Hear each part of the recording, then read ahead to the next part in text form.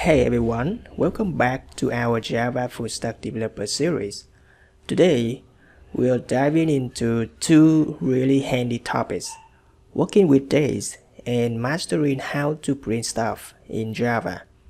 Whether you're formatting a day for a global audience or making your program look polished, you're going to love this one. Let's jump right in. So, let's talk about dates. No, not the romantic kind.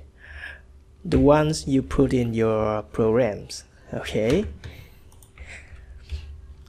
Dates can be tricky because every country seems to have its own way of writing them. For example, in the US, it's month, then day, then year, okay? And in Europe, it's day, month, and year. And in Japan, sometimes like year, month, and day. Now, let's format a day in Java to suit these different styles.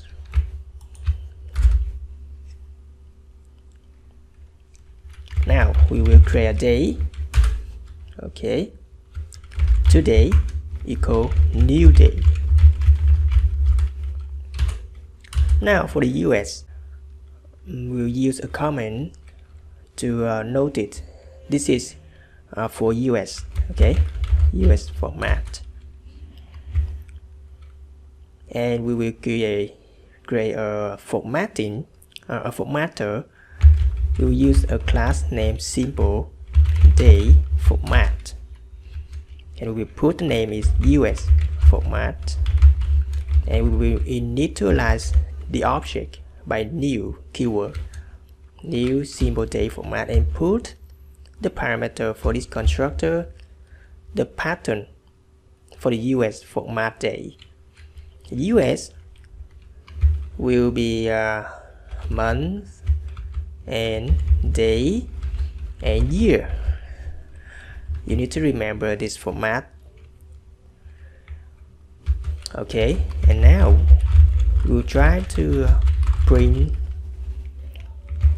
the US format for the today. US format and put today into here, and let's run it to see the result on the console. Alright, you can see today is first January 1st 2025. Okay, the first day of the year in US formatting. And now we will try to change it for Europe. We will change the name Europe format. For the Europe format, we will change it to day, then month, and here we can change it, and here we will use Europe format, and let's run it to see what happened with the format. Okay, now we see Europe. Okay, because today is special day, so it's not different. Okay. And to see the difference, we can format to Japan pattern, so we can see a different Japan format. Japan format is very different in order. The first year, and then the month, and the last is day. And we can change here and GP and run it again. Okay, for Japan we can see a difference here because the year is now the first element. Alright, see how easy that is. just change the pattern to match the style you need. Okay, you want to custom. All you want to do is change this pattern. So now let's make things more fun by customizing the format. Want to show the day of the week?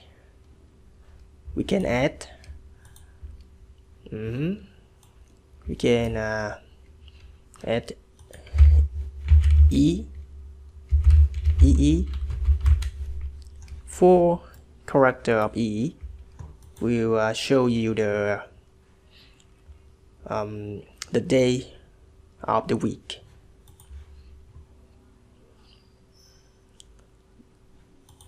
Okay, now is Wednesday. It show here. And very more pattern you can learn on the internet. You can search the pattern on the internet and put your customizing for what you want. It's very easy to understand, right? Okay. Alright, so now let's move on to printing in Java. Printing is essential because your program needs to communicate with the outside world, like displaying messages, showing results, or debugging your code. You've probably used system out println a lot already. It's great for simple output, yeah, and easy and straightforward. But what if you want more control over how things look? That's where print and printf coming. Okay, print, I mean we can remove L and N, so we have the method print. Print is almost the same as print ln. Ln means line, okay, line. But it doesn't add a new line after printing. You can notice that after you print, it make a break line. It make a new line for you to print more, like this. But if you use print, okay, I can try this for other thing we output here and just run it to see what happened. Okay, now you can see all the things are printed on a single line, like this.